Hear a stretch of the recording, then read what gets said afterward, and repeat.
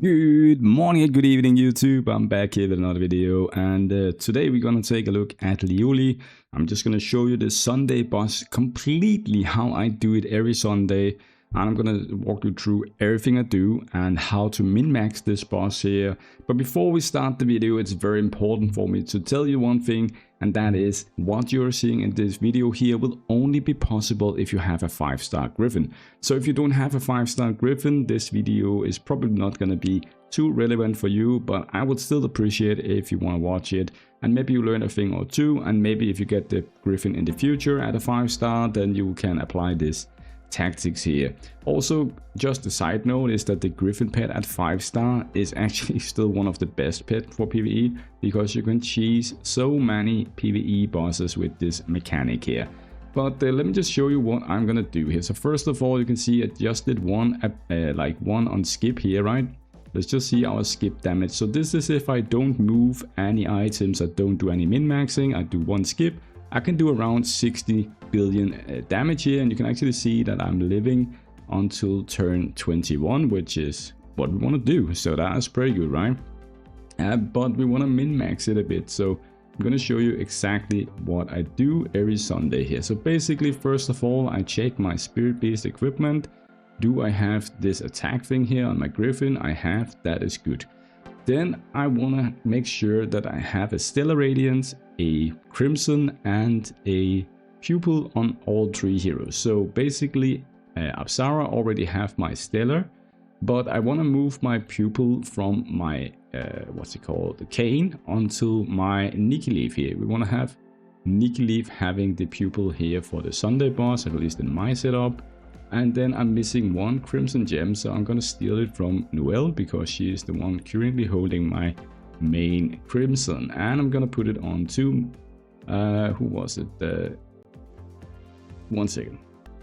Yes, right, that is, I almost forgot I was still using Jocelyn here. So we're gonna scroll down to Jocelyn, and I actually equipped Jocelyn here with a Crimson, so she can use the Crimson Gem, which is very, very good. Now, there is a trick also about proccing the S4 on Jocelyn, and that is when your allies are critting, then Jocelyn will get more resonance points. So what we do here is I actually gonna go in here on my Apsara and Nikileaf, and I use special gear so that they don't have, so that they get a crit cap actually. So I saved a set here. It's nothing special, to be honest, and it doesn't really matter too much about anything else, but I have one here you can see called Apsara 100% crit chance. Basically, it's just 3-4 items here that we swap out, and then she gets 36% extra crit chance, making her be crit cap. You can see it here. She has the crit cap now. So whenever she does a attack, she will give some resonance points to Jocelyn. And we're gonna do the same with Nikileaf, just making sure that she's also crit capped. And we're gonna confirm this one here, and you can do whatever, right?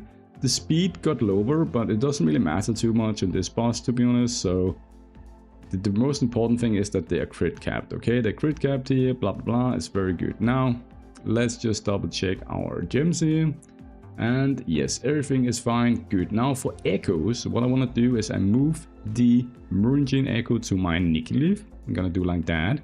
And for Apsara, she actually has a blue echo. This one here is very nice, gonna give you 8% attack, and I'm gonna equip that on my Apsara. Now we're also using Makati in this one because I do not have Olena and Boone. And for my Makati here, what I like to do on Makati is actually using this this one here, Traveler's Diary, to get some attack, crit damage or skill damage depending on whatever he procs at his turn. For his stats here, he's a red mark, so what I like to do is actually go in and steal my Noelle gear, because she's also red mark. You can see here that he's gonna get 59% more mastery, he's gonna get speed, he's gonna get some attack. I confirmed that, and I stole the Noelle gear, and my Makati now looks like this here, right? 286% mastery is crazy good, right? We're also using Marie in this team here, and although she has fallen a bit from grace, what I want to do is I actually go in and I steal my Amphitrite gear, because my Amphitrite has better gear, and you can see here I'm going to give her 44% direct damage and some skill damage by equipping her with the Amphitrite gear, and she's still crit capped and has high crit damage. So the attack is a bit low, but the rest of the stat I'm actually very, very happy with. Now for Jocelyn here, what we want to do with Jocelyn, we just make sure that she has the Santa Echo. The Santa Echo is very good on her because she does the speed buff. And that's it. Now we've moved the gear and we moved the echoes, we moved the arcane gems, and we are ready now to do the attempt. So this is what I do every Sunday, and basically every day I move the gear and echoes around, and you can see it already took me like 5 minutes. So it's not always I do it because it's actually pretty boring, to be honest. And yeah, we can try and do it on skip to see if it's still the same, if you can still get to 21. See, now we do not get to 21. But on skip, just by moving stuff here, you can see we got to 101 in damage here, but we want to do it on manual. So basically we're going to do it on manual, okay? So the first thing we're going to do is the S4 on Apsara. Now, after that, we have Jocelyn here. She has this thing here, so we're going to do the, well, she's at the 5, she already had this one procced, right? So she cast that from the beginning of the battle, I meant. And here we want to use the S2 on Nikki. The reason is that when the boss takes his turn, we actually want to die. So we don't want to have too many defensive buffs up. We want to die to proc the Griffin pet, okay? So I'm just going to do the S2 here. And for this one, in the first one, I'm actually going to use her Crimson Gem here, just to give her another 20% direct damage for the entire rest of the fight. For Mikati here, we just do S4. Now you can see everyone died, but because of the Griffin pet, we are at 1 HP. We got the pet buff here.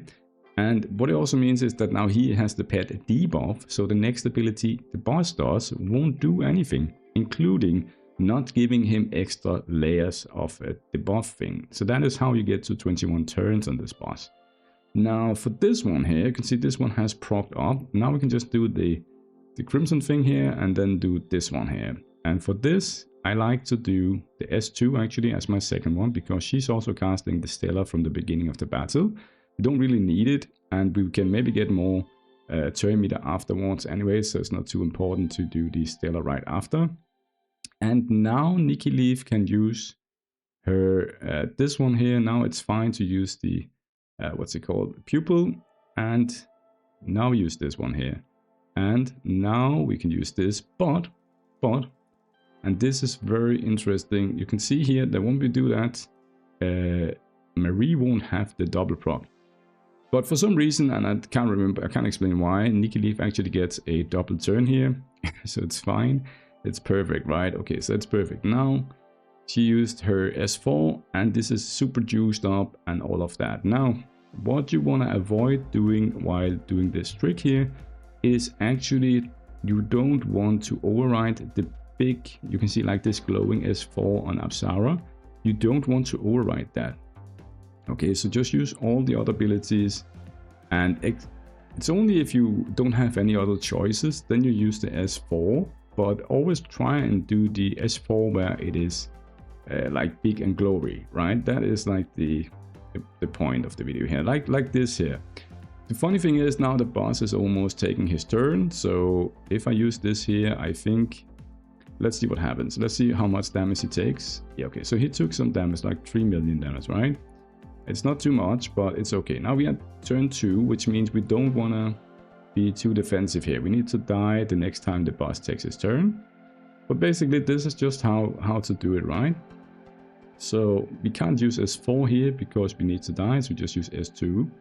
And rinse and repeat basically, and you just do like this, and yeah, so you just continue like this here, and now we can pretty much do it on autopilot. As long as we just do the S2 while he is on 2 in the debuff department, everything is fine, right? So we just don't want to do the S4. Now we can do the S4 because now we died, we had the buff, and we are going all the way again here with new buffs here. Let's just see. Now we can do the S4, and we want to do the S4 because otherwise we cannot do the S2. Now you can see Marie here, she actually doesn't have the double proc on her at the moment. So what I like to do here is actually just use the S1, just to skip 1 turn. And now we have Lucky. Apsara's Big Boom is procced. We're going to do like this. We're going to do, not this. I was almost doing a mistake there. You saw I just did the S4 with the big resonance thing on top, and now I was close to doing the S4 again, which would have overridden the stronger buff actually. So we want to do the S basic here and just keep going like this here, right? So we are on 1 here, so everything is fine. And you can see how she gave resonance points to Jocelyn. So she procced Jocelyn here, and we're still on 1 here. So let's just see here, boom, boom, boom. Okay. And now we can choose between doing S4 or this one here. I'm gonna do this one first, and then we're just gonna see if we can do some more stuff here. The next time Apsara gets a turn, we have to use the S4 actually, because she has taken more than 4 turns now since casting the last buff.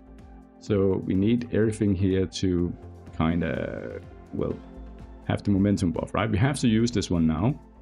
Otherwise the boss, he won't take any of these HP recording damage at all because the buff has run out. So yeah, we just do like this and you get the drill, right? Let's see how much damage the boss takes. A little bit of damage, okay? So I'm just gonna pause the video here because otherwise I have to talk for like 20 minutes and I think you guys would find it boring. So I'm gonna pause the video. I'm gonna come back when we get a bit further because we only had boss turn 5, right? And you can see the damage we need to do that is better than what we had is just more than 100 billion damage, right? Let's see it. Alright, so I'm back here and we are at boss turn 15 and we already did the 100 billion damage. That would pretty much make us do more damage than our skip attempts. So now we still have 6 turns left, so let's see how high we can go. I'm hoping we can get to at least 120-130 billion damage. That is pretty much what I'm usually getting here on Sundays. So let's pause the video again and let's see the end result. Alright, so we are back here. The fight is done and we actually got to 149 billion damage. So that is like 50% more damage than doing it on skip. So you can easily see why it's much better to do it on manual on a Sunday here using the Griffin pet and your heroes, right? So, and you can see we still have turns left, so we could probably be even faster if we wanted to, but this is how it looks. Okay, let's go back and see where this places us at this daily one here, and we can see that we are top 2 now in Apex Division, only being beat by Ice Storm, who has one of the strongest accounts in the game, and he's also using Olena and Boone, who is pretty much better than Marie and Apsara at the moment, right? So that is the new meta, is using Olena and Boone, but you have to use very strong stats here. And you can see it's not too far off, like 30 billion damage or something like that, but this team is just a bit stronger.